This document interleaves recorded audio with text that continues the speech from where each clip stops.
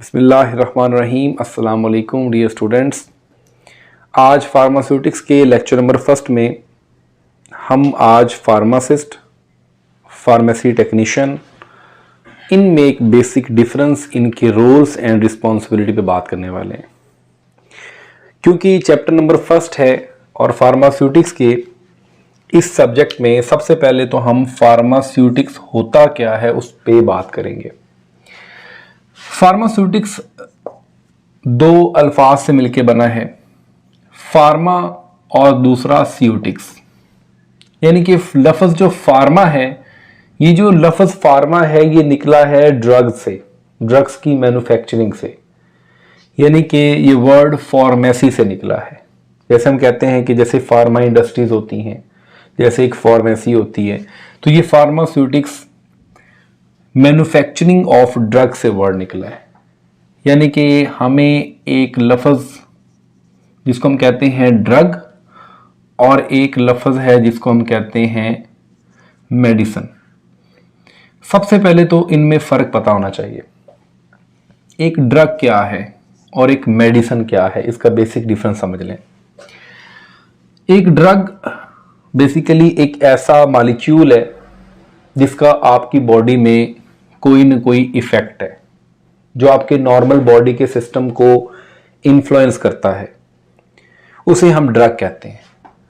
और आपकी बॉडी में वो ड्रग किस फॉर्म में एंटर हो रही है, वो किस डोजेज फॉर्म में आप ले रहे हैं, उसे हम मेडिसिन कहते हैं।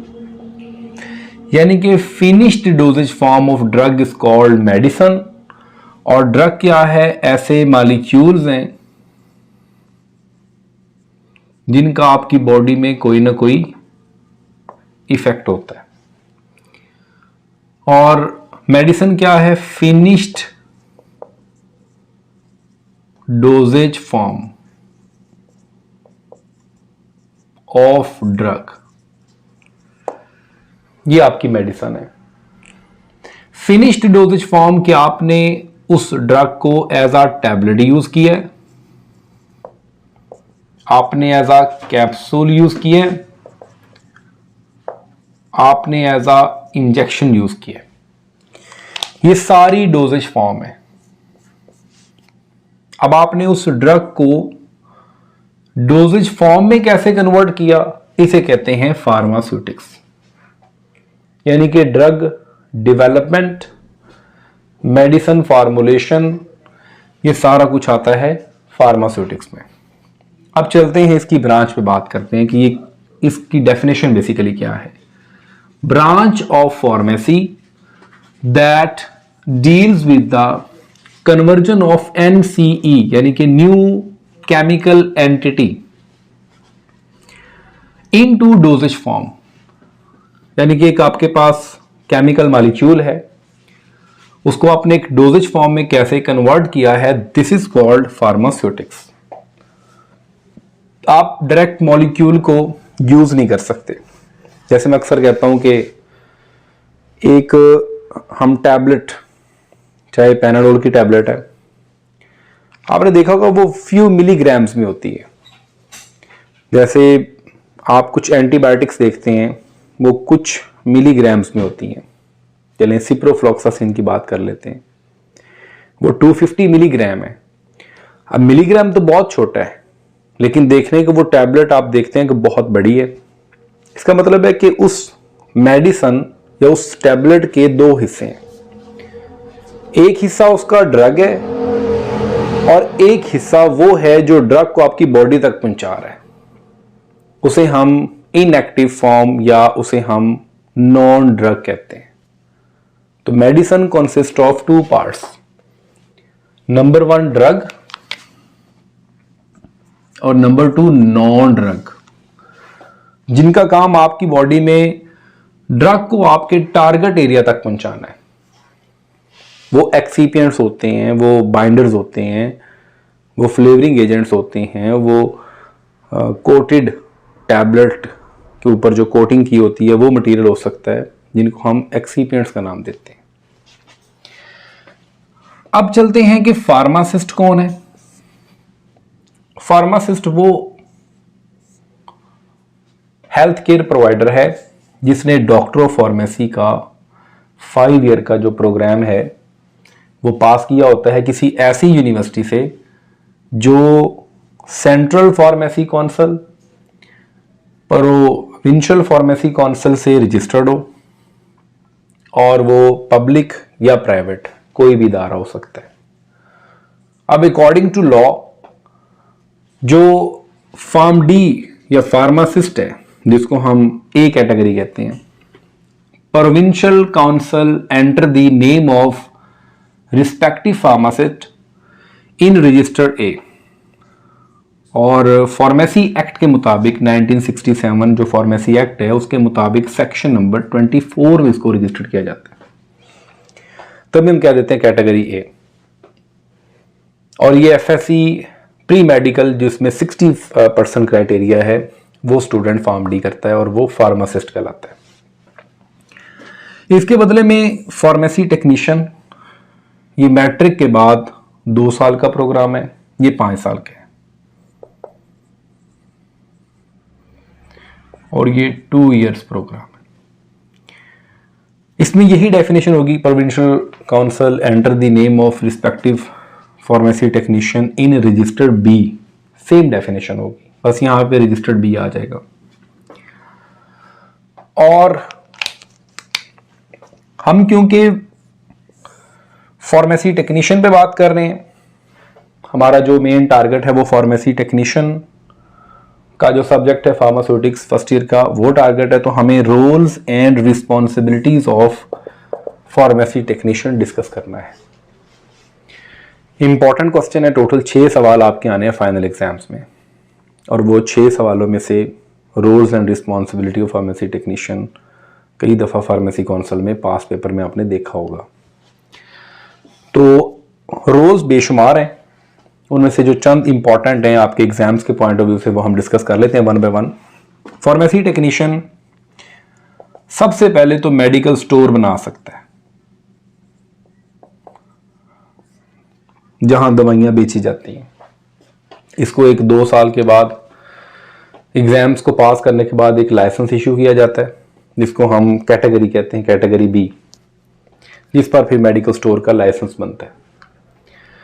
ये मेडिकल स्टोर जो फार्मेसी टेक्नीशियन बना लेगा तो वहाँ की तमाम तर मेडिसिन जो वो परचेज कर रहा है, जो वो सेल कर रहा है, उसकी हर एक चीज़ का रिस्पॉन्सिबल फार्मेसी टेक्नीशियन होगा। ये तो हो गया, उसने अपना मेडिकल स्टोर बना लिया।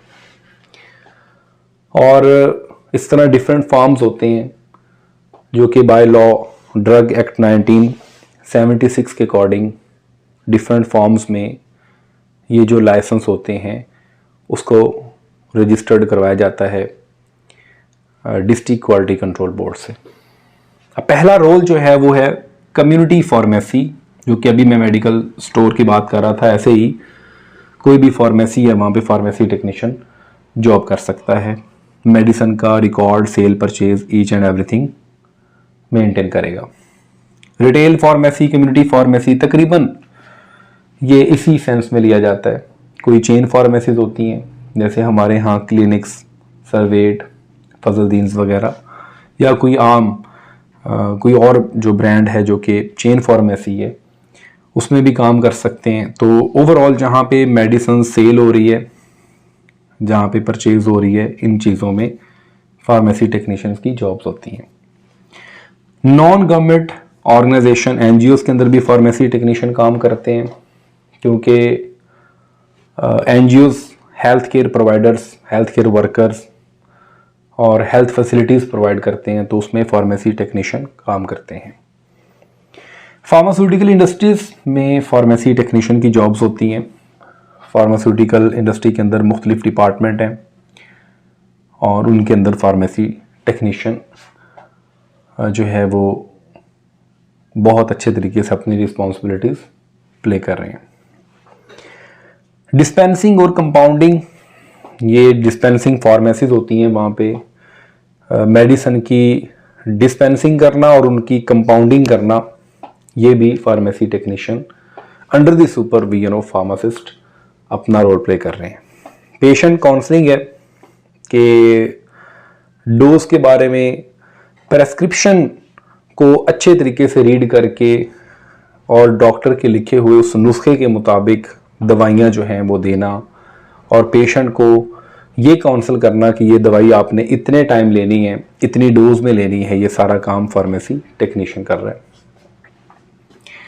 ये बहुत इंपॉर्टेंट रोल है करेक्ट मेडिकेशन के। आप जो है फार्मेसी टेक्नीशियन जो होते हैं वो एक्सपर्ट होते हैं, उनको मेडिसिन्स का पता होता है क्योंकि उन्होंने सेकेंड ईयर में फार्माकोलॉजी को पढ़ा होता है, तो वो अच्छे तरीके से एज़ कम्पेयर टू अदर कोई लेमैन या कोई सेलमैन से अच्छी मेडिसिन की प्रैक्टिस कर सकते हैं, प्रेस्क्रिप्शन को रीड कर सकते हैं और पेशेंट को गाइड कर सकते हैं कि आपने अगर कोई राइजिक या नेक्सम, कोई मैप्राजोल, पीपीआईज हैं, प्रोटॉन पंप इनहिबिटर्स, तो वो उन्होंने खाने से पहले उनको यूज़ करना है, या कोई मेडिसिन के बारे में थोड़ा बहुत गाइड कर सकते हैं। ड्रग रिकॉर्ड जो भी मेडिसिन होती हैं, सारी मेडिसिन जो है वो ओटीसी नहीं है, ओवर द काउंटर नहीं है, विदाउट प्रेस्क्रिप्शन नहीं देती, बल्कि कुछ मेडिसिन होती हैं वो विदाउट प्रेस्क्रिप्शन हम नहीं दे सकते, उनको हम POM कहते हैं, प्रेस्क्रिप्शन ओनली मेडिसिन। तो उनका रिकॉर्ड जो है वो बहुत ज़रूरी है फार्मेसीज में मेंटेन करना। शेड्यूल G के मुताबिक जो एक फार्मेसी है वो ये मेडिसिन सेल परचेज़ कर सकती हैं और उनका रिकॉर्ड बहुत ज़रूरी है। उसमें बाकायदा तौर पे प्रेस्क्रिप्शन पे जो डॉक्टर हैं उनको अपने रजिस्टर पे नोट किया जाता है, पेशेंट का नाम होता है और कितनी क्वांटिटी रह गई है और कितनी क्वांटिटी सेल हो गई है, उसका सारा रिकॉर्ड ये भी pharmacy technician under the supervision of pharmacist उसको मेंटेन कर रहा होता है। ड्रग की सेल परचेज ऑलरेडी बात हो चुकी है। ये कुछ ऐसे इम्पॉर्टेंट रोल्स एंड रिस्पॉन्सिबिलिटीज़ थी जिसमें हमने बात की। तो स्टूडेंट्स, आज हमारा जो टॉपिक था वो फर्स्ट चैप्टर का फर्स्ट टॉपिक था फार्मासिस्ट क्या है, फार्मेसी टेक्नीशियन क्या है, फार्मेसी टेक्नीशियन की रोल्स एंड रिस्पॉन्सिबिलिटीज़ क्या हैं, और सबसे बड़ी बात कि फार्मास्यूटिक्स क्या है। तो मैं छोटा सा ओवरव्यू कर रहा हूँ, आपने गौर से सुन लेना है ताकि आपका ये वाला लेक्चर रिकॉल हो जाए, रिमाइंडर आपको मिल जाए। फार्मास्यूटिक्स फार्मेसी की वो ब्रांच है जिसमें आप एक NCE न्यू केमिकल एंटिटी को कन्वर्ट करते हैं एक डोजेज फॉर्म में। डोजेज फॉर्म क्या है? एक मेडिसिन है। जैसे कुछ ड्रग्स की, चलें पैनाडोल की बात कर लेते हैं, जिसमें पैरासीटामोल है। तो पैरासीटामोल जो पैनाडोल है वो ड्रॉप्स की शक्ल में भी है, सिरप की शक्ल में भी है। पैरासीटामोल के इंजेक्शंस भी होते हैं परवास के नाम से। इसी तरह देखिए आपके उस एक ड्रग की कितनी डोजेज फॉर्म है। बाकी ये डोजेज फॉर्म हम क्यों बनाते हैं, डिपेंडिंग अपॉन द पेशेंट। अगर छोटा बच्चा है या कोई एजड कोई है मोर देन 70-80s, तो हम उनके लिए सिरप रिकमेंड करते हैं, और इस तरह हम इंजेक्शंस को इमरजेंसी फॉर्म में कंडीशन में जो है वो रिकमेंड करते हैं। इस तरह टैबलेट हैं, कैप्सूल हैं, ये डिपेंड करता है ड्रग की स्टेबिलिटी के ऊपर। ठीक है, तो ये ओवरऑल हम किस में सीखते हैं? फार्मास्यूटिक्स के अंदर। फार्मास्यूटिक्स में जो फार्मासिस्ट है और फार्मेसी जो टेक्नीशियन है, हमने उसके बारे में बात की है। ठीक है, और जो डॉक्टर फार्मेसी करता है वो फार्मासिस्ट है, और जो मैट्रिक के बाद 2 साल का डिप्लोमा करता है वो फार्मेसी टेक्नीशियन है। दोनों को ड्रग जो एक्ट है, फार्मेसी एक्ट है 1967, उसके सेक्शन नंबर 24 में हम उसको रजिस्टर करते हैं। रोल्स एंड रिस्पॉन्सिबिलिटीज़ में community pharmacy, retail pharmacy, NGOs में, फार्मास्यूटिकल इंडस्ट्रीज़ के अंदर dispensing, compounding, patient counselling, correct medication, drug record, sale purchase of the drugs में हम ये उसकी रिस्पॉन्सिबिलिटीज़ को देखते हैं, फार्मेसी टेक्नीशियन जो अपनी परफॉर्म कर रहा होता है। इंशाल्लाह नेक्स्ट लेक्चर में हम फार्मेसी क्या है, उसकी टाइप्स क्या हैं, इंशाल्लाह नेक्स्ट लेक्चर में हम डिस्कस करेंगे। अपना बहुत सा ख्याल रखिएगा। अल्लाह हाफिज़।